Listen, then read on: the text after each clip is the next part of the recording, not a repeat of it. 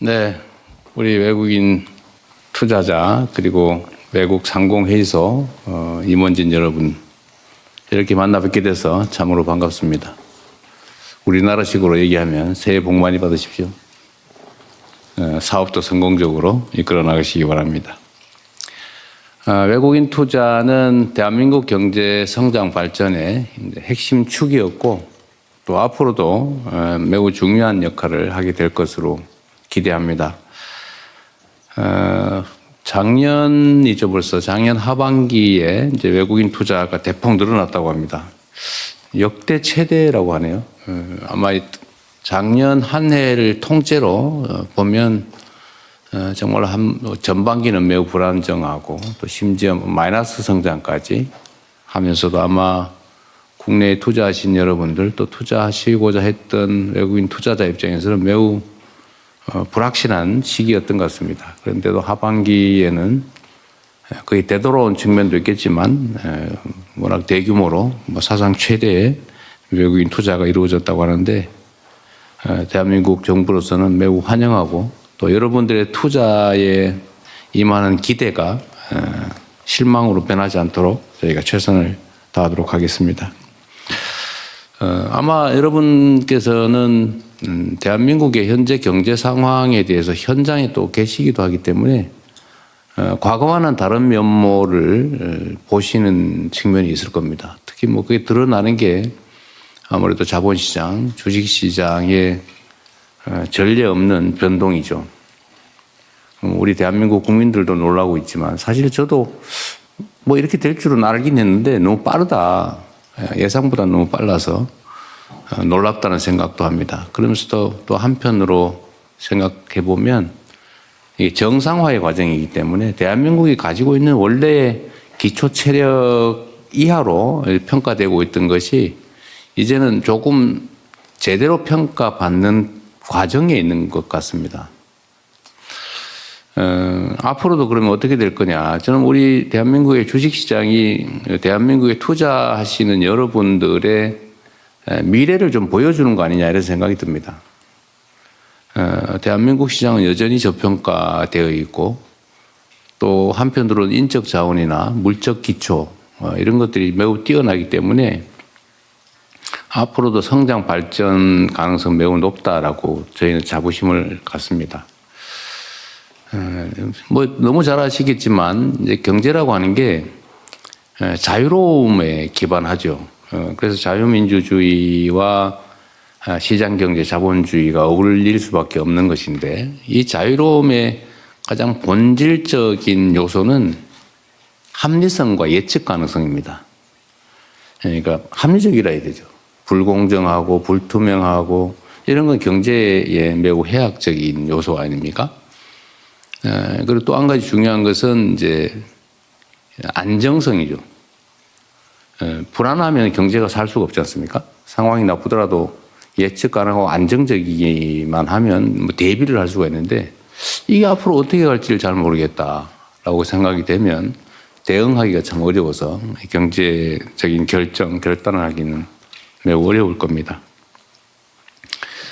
그런 면에서 보면 이제 우리 대한민국이 앞으로 가고자 하는 방향은 명확하게 말씀드릴 수가 있습니다. 제가 작년 9월인가 이제 월가에 가서 몇 분 이제 만나서 그때 얘기를 하면서 제가 그런 얘기를 했습니다. 앞으로 대한민국 주식시장이 이렇게 아마 바뀔 텐데 많이 투자를 해주면 좋겠다. 그런데 가능하면 대한민국 국민들이 주식을 좀 많이 산 다음에 들어오시면 좋겠다. 이렇게 말씀드렸는데 실제로 좀 반대로 돼버린 것 같아서 참 아쉽긴 합니다. 근데 그때 제가 대한민국 주식시장 얘기도 하면서 이제 사실 대한민국 투자를 하게 될 때 앞으로 대한민국 경제 상황이 어떻게 변할 건지를 이렇게 말씀을 드렸죠. 일단 한반도의 평화라고 하는 게 사실은 매우 중요하지 않습니까? 근데 그 문제는 걱정 안 해도 된다, 이제. 예를 들면 불필요하게 북한과 군사적으로 대결하거나 갈등이 격화되거나 그러지 않는다. 우리가 조금 양보하더라도 안정을 유지해서 이 정치, 그러니까 이 평화, 안정에 의한 한반도의 지정학적 리스크는 없어질 것이다. 앞으로도 실제 그렇게 할 것이고요. 지금도 그렇게 하고 있습니다. 그래서 그 문제는 없어질 거다. 지정학적 리스크. 두 번째로는 이제 기업 지배 구조에 관한 문제. 그러니까 이게 합리적으로 주주 중심으로 회사를 운영해야 되는데 이게 민주주의잖아요. 국가의 주인은 국민인 것처럼 회사의 주인은 주주라 해야 되는데 근데 이 주주가 실제로 주인 취급을 받고 있냐. 그렇지 못한 것 같다. 제대로 민주적이지 않은 것 같다.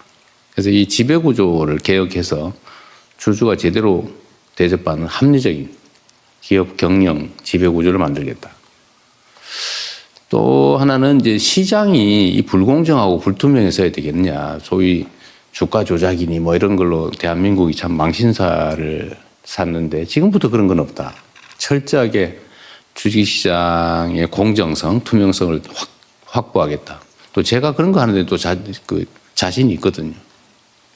그리고 이제 가장 근본적인 신규 투자에 관한 부분이라면 국가가 산업 경제 정책을 방향이나 내용을 명확하게 제시해 줘야 된다.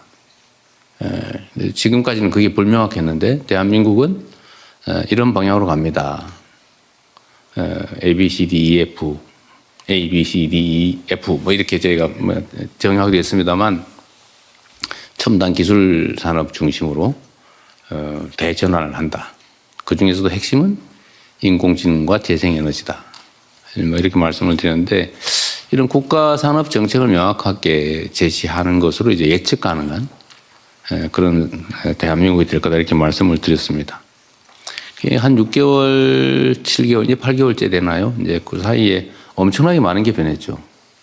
한반도의 지정학적인 리스크도 사실은 뭐 눈에 띌 정도로 개선됐고 시장의 투명성이나 기업 지배 구조 개선은 계속적인 입법 조치나 행정 조치를 해 나갈 겁니다.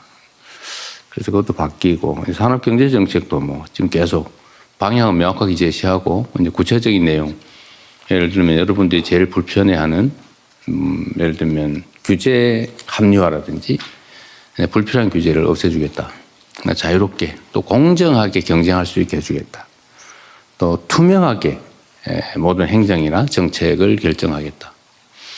이런 점들은 이제 앞으로 더 명확해지겠죠. 그리고 이제 뭐 하나 더 추가로 말씀을 드리면 저희가 이제 정책의 큰 방향 중에 하나 이런 게 있습니다. 대한민국은 여러분이 아시는 것처럼 사실 땅덩어리로는 매우 좁아요. 아주 조그만하죠. 그리고 서울과 지방이라고 해봐야 사실은 고속철도로 2시간 남짓이면 다 도달하는 건데 아마 중국 같은 데 성과 성 사이 움직이는 정도일 거예요. 매우 좁죠. 그래서 사실 지방과 수도권의 개념이 크게 큰 차이가 없는데 거리로는. 근데 정치 경제적으로는 엄청난 차이가 있습니다. 그러니까 수도권이 막 몰려 있고 지방은 좀 많이 비어 있고. 그래서 이거를 대대적으로 전환을 하려고 해요. 완전히 지방이 균형이 잡힌 제대로 균형 발전하는 그런 나라를 만들려고 하기 때문에 지방에 대한 대대적인 저희가 투자를 하려고 합니다. 정책 방향도 완전히 바꾸고 하다못해 뭐 국민들한테 복지 지출을 하더라도 지방은 더 많이 아예 똑같이 해주는 게 아니고 아예 더 많이 가중치를 줘가지고 재생에너지도 지방 중심으로 기반시설 확보도 지방 먼저 교육 정저 여건도 지방 먼저 이렇게 하려고 합니다. 그래서 지방 중심 이게 아마 여러분들의 앞으로 경영상에 어떤 투자 결정을 할 때 하나의 방향이 되지 않을까 싶고요. 어떤 기업군 내에서도 이렇게 공정한 룰을 철저하게 확보하려고 합니다. 그러니까 예를 들면 중소기업이든 대기업 차별하지 않고 가급적이면 중소기업이 좀 더 보호받아야 또 창업과 스타트업이 좀 더 지원받아야 이게 생태계가 좀 튼튼해지죠. 그리고 그런 면에서는 또 오늘의 주제이기도 한데 청년들에 대해서 희망을 주는 그런 정책을 집중적으로 저희가 발굴하고 집행해 보려고 합니다. 아무래도 뭐 그러면 창업에 아마 투자를 많이 하게 되겠죠. 오늘은 여러분들께 대한민국에 투자하고 계신 점에 대해서도 감사드리고 또 앞으로도 대한민국이 세계 최고의 투자처가 될 수 있도록 저희가 객관적 환경을 또 조성하겠다는 말씀과 함께 우리의 의지는 충천하다.